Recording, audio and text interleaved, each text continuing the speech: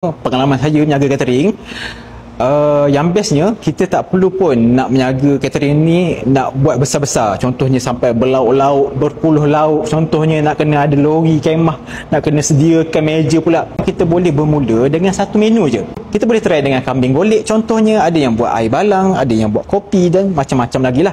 Cuma kena pandai promote je lah. Jadi korang yang berniaga jalanan, tepi jalan apa semua ni kan, alang-alang berniaga, ambillah perkhidmatan catering sekali. Letak je business card dekat atas meja korang tu.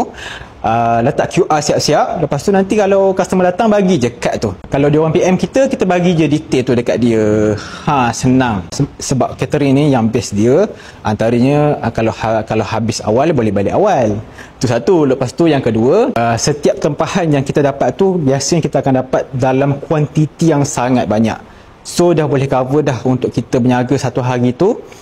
Jadi kita boleh fokus untuk hari tu, untuk catering tu saja. Kadang-kadang boleh dapat lebih daripada berniaga tepi jalan lagi. Tu best pengalaman lah. Boleh try.